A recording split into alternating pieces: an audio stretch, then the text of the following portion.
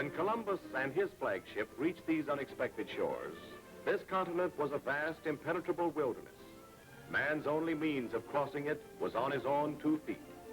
It burned out a lot of moccasins, but with luck you could make it from coast to coast in a year's time.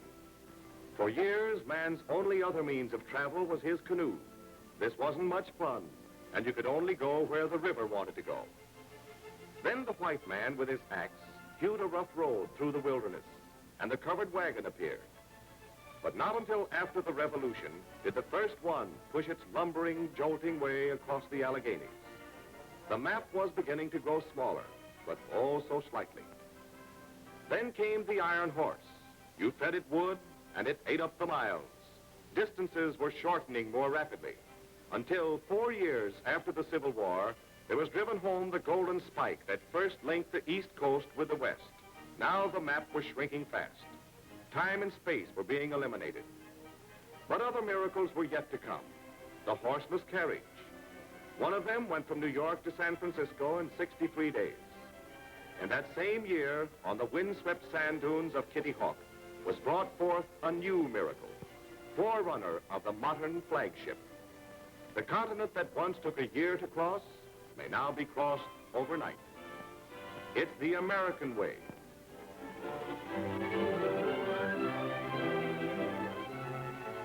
This is the route of the flagships of American Airlines, serving 21 states from border to border, from coast to coast, connecting with the Yankee Clippers on one side and the China Clippers on the other.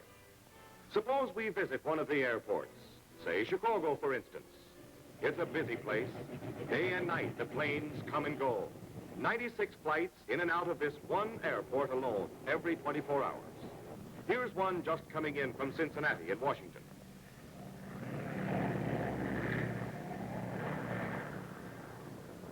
There's one just leaving. It's a flagship bound for St. Louis, Tulsa, Oklahoma City, Dallas, Fort Worth, Arizona, and the Pacific Coast. And here is the Manhattan, Flight 12 for Detroit, Buffalo, and New York, now loading. It is one of a great many flights a day to New York on American Airlines. Flagships are air-conditioned before departure. Cool air in summer, warm air in winter. The Air Mail and Air Express go up front in the nose of the ship and in the large rear compartment. Baggage goes in these compartments too. 40 pounds carried free for each passenger, more than enough for most travelers.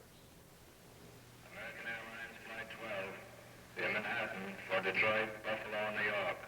Now loading at Route 5. Last but not least, the passengers themselves go aboard the ship, giving their names to the stewardess, who greets them with a friendly smile and checks them off on her passenger list. A cross-section of the thousands of men and women who travel by air over this country every hour of the day and night. Professional men, club women, business executives, successful salesmen, movie stars, radio entertainers, a mother and child, merry vacationers, and a little old lady from Springfield. All aboard. The door is closed. The signal to depart is given. The captain presses the button that starts the motors.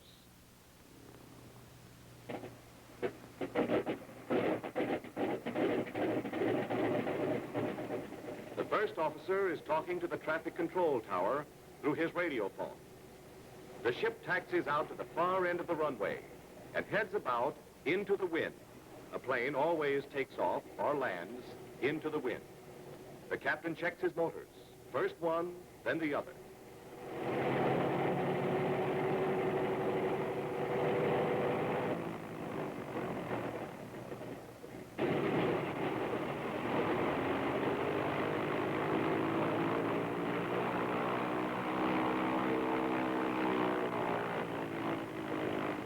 The first officer gets his all-clear go-ahead signal from the airport traffic control tower, and the great flagship moves forward.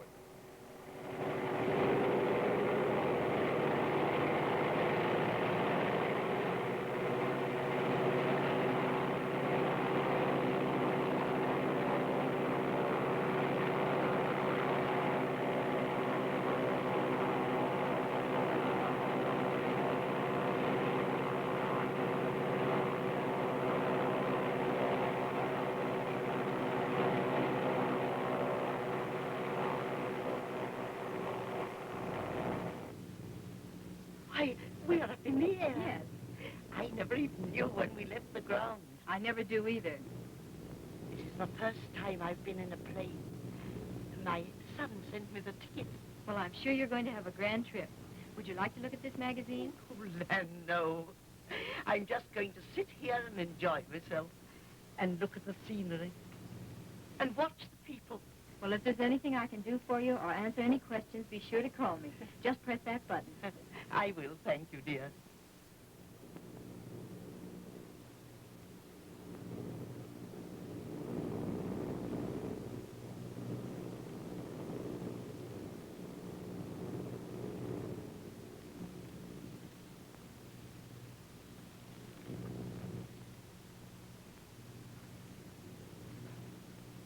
Goodbye, Chicago. We'll be back soon. Isn't it beautiful? I've heard folks say it's one of the most beautiful shorelines in the world. You can really appreciate it from the air.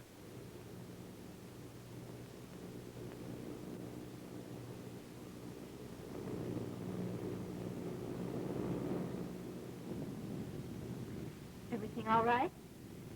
Perfect. Say, what's she doing? She's working a crossword puzzle. Why can she... can she actually write in a plane? Surely. Many of our passengers take advantage of air travel to catch up on their correspondence. Oh, of course. It's so smooth. There's no jiggling. That young man seems to be working. He's a newspaper writer. He flies with us regularly. Another man who's with us quite often is a magazine editor. He usually brings along a lot of manuscripts. He says he can read more manuscripts in these few hours between Chicago and New York than in a full day in his office.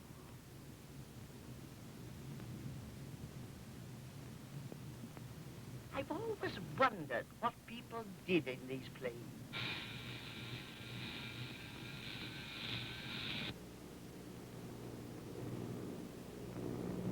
Oh, honey, look. The ground looks like a great big crazy quilt with patches of green and brown. Oh, there's a train.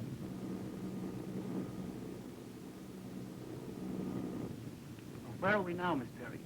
We're flying over Dearborn, Michigan. We left Chicago here about an hour ago and flew right along here. And now, if you look out the window, you can begin to see Detroit below us. Oh, Barry, look. Yep, there she is. That's a big automobile plant down there. And over there is the Ambassador Bridge to Canada. We see Niagara Falls on this trip, don't we? Yes, indeed, in a little over an hour. We'll be going right along there. While our stewardess is pointing out our location on the route map, there are scores of other stewardesses pointing out interesting sites on scores of other maps. Places like these, the nation's capital at Washington, one of America's more inspiring sights.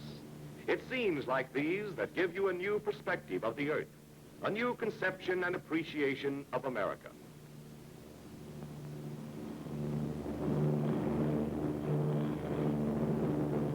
Here's Boston Common, so called because in early Boston, it was the common pasture land where any family could graze its cow.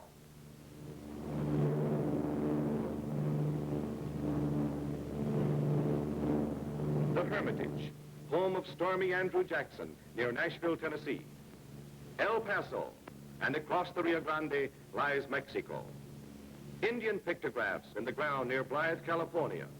But let's get back to our New York-bound flagship.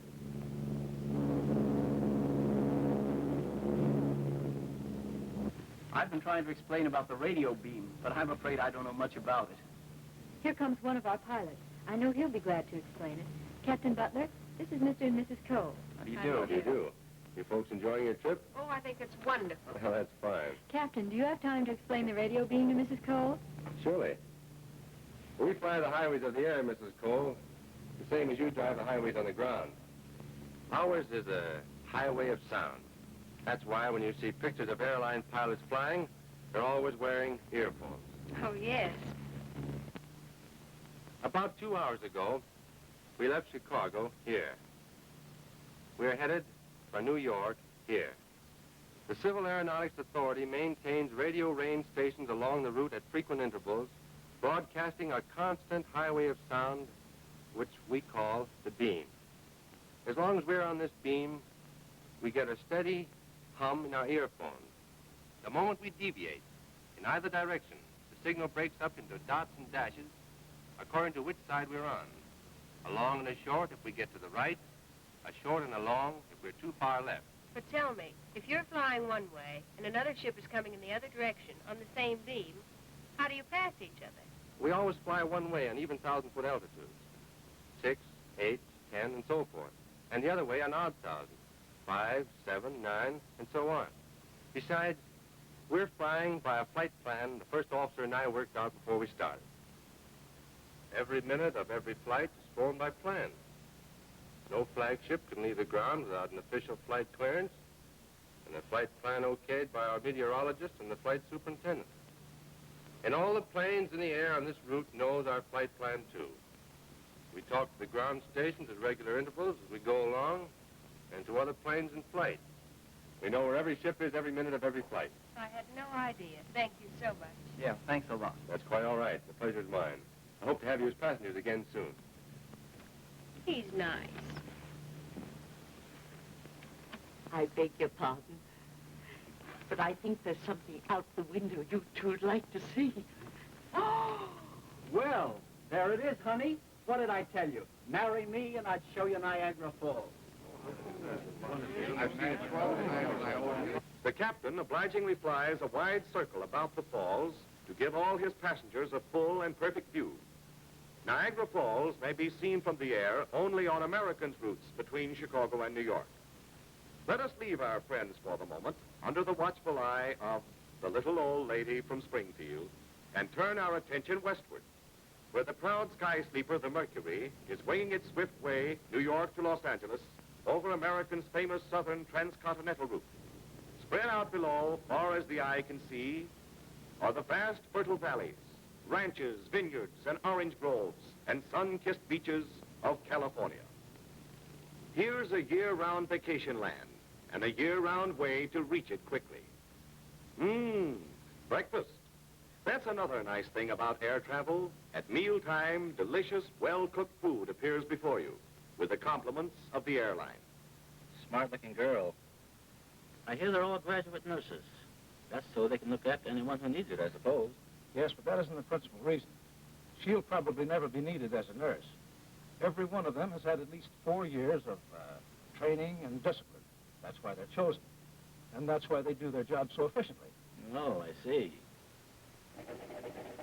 Day and night, night and day, these giant flagships of American Airlines are coursing the skies.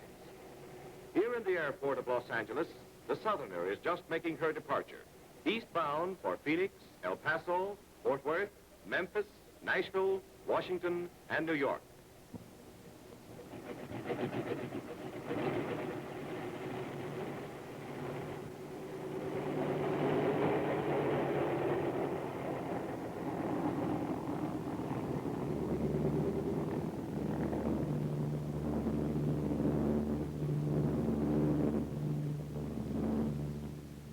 Days of tedious travel reduced to a restful overnight sleep. Your ship flies steadily, smoothly through the quiet of the night. Within the American Sky Sleeper, you have a soft, luxurious berth with plenty of room. And whatever the temperature down below, you're comfortable here. It may be a sweltering night for earth dwellers when people sit up all night long because they cannot sleep. But up here, you'll sleep under blankets, and what blankets? Or, if it's cold below, up here in the Sky Sleeper, you're cozy and warm. You breathe air swept clean by the winds of the world, while the purring motors lull you to sleep. People who travel by air know that this most modern form of transportation produces many byproducts, more time for recreation, greater business efficiency. Hello, Brad. Aren't you going to the Fort Worth convention? My partner left this morning. Sure I'm going, but I'm going to play 18 holes first. Then I'm going to have dinner with the wife, get a good night's sleep, fly down in the morning. 2 men going to the same place, one already rushing on his way. But isn't it strange? The man who is going to get there first is here playing golf.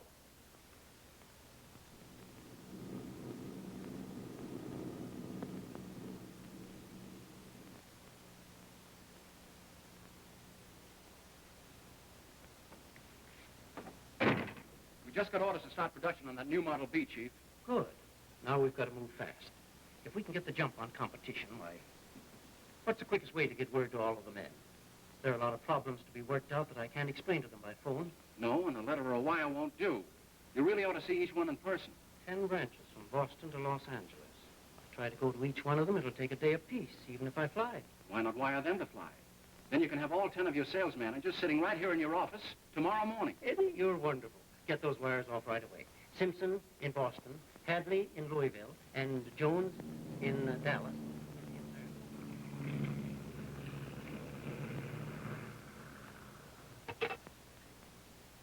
No, I won't see him. How often do I have to tell you? Relax, Geek. You'll last longer. She's the dumbest girl in Chicago. I told her. Oh, I know, but I've been on the road the last 2 nights.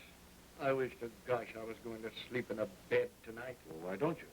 I have to go to New York. Well, I'm going to New York tonight, and I'm going to sleep in a bed. Oh. I'll take the 5 o'clock plane, and I'll be there and in bed, just as early as though I stayed home. Well, that's all right for you, but I don't fly. Well, why don't you? I'm going to keep 1 foot on the ground a while yet. Well, I can't even look out of a tall building.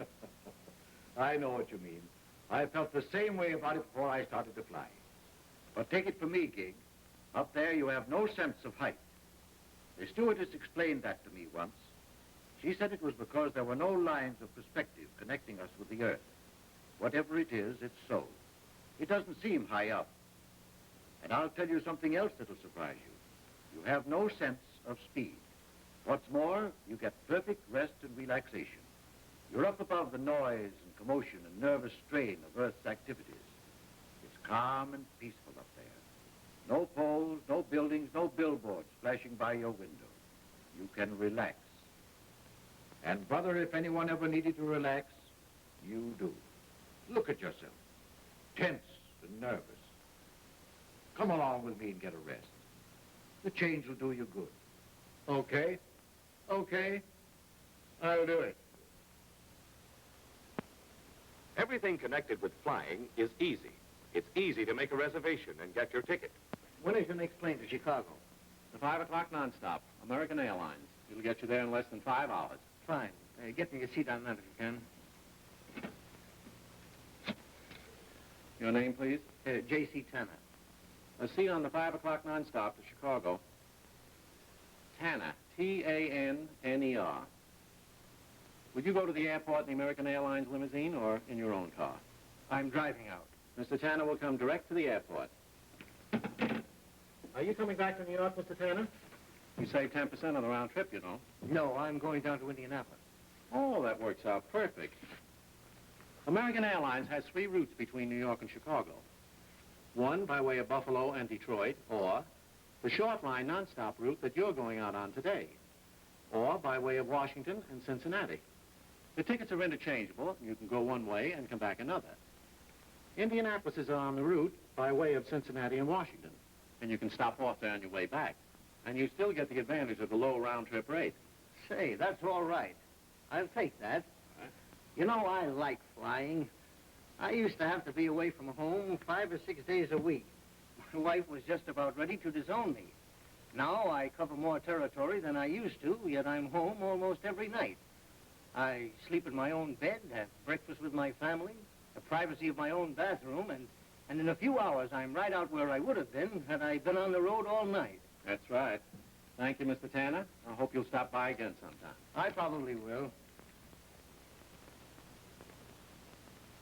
Man's business and his family have always benefited in exact degree as he has adopted and used new inventions. This was a pretty snappy turnout in 1910, but it would be considerably out of place in the traffic of today. The modern businessman has improved on the old kerosene lamp. His stenographer no longer writes business letters with pen and ink, nor is his bookkeeper a drudge. His stenographers have typewriters, and his bookkeepers have adding machines. When he thinks of transportation, he thinks in terms of airlines. And many others benefit too. The wife will have fewer husbandless nights. She doesn't have to sit alone when her husband travels by air. Vacations are extended. More time spent there, less time getting there and back. A New Yorker can weekend in the western ranch country. Chicagoans twinkle their toes in the Atlantic Ocean. Southerners cool off beside a Michigan lake. These are only a few of the added benefits, the byproducts of pleasure and better living for those who fly.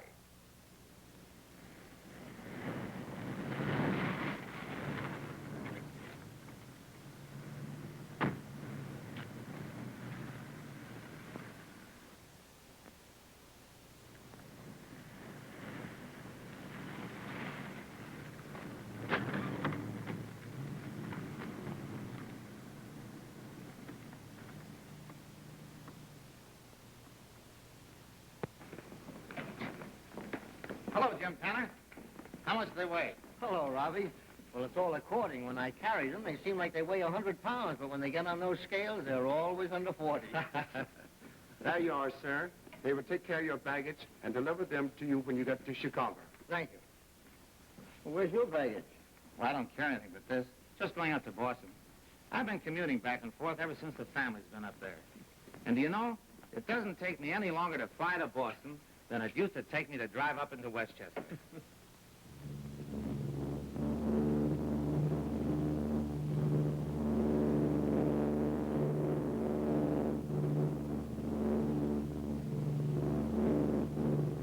We'll be there soon now. I hope you've enjoyed the trip. My dear, it's the most wonderful experience I've ever had. There's New York. Oh!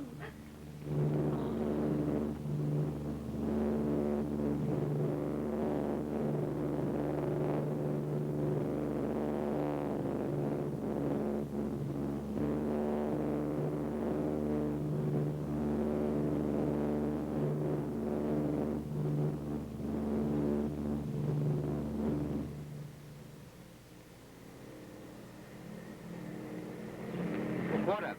Here, what plane is that taking off? That's a special section of the Mercury, sir. It'll be in Los Angeles in the morning. Think of that. There's the Manhattan from Chicago. Beautiful sight, isn't it? It sure is.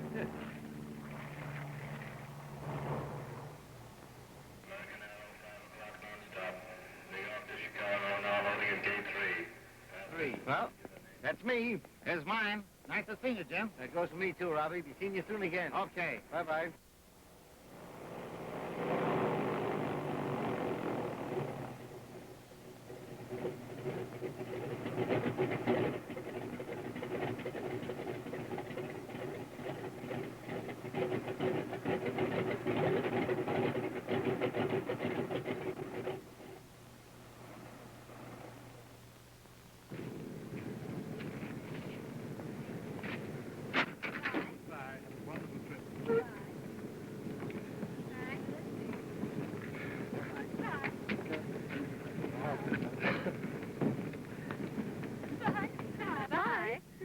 Did you have a nice trip? Disappointed. Over too quick.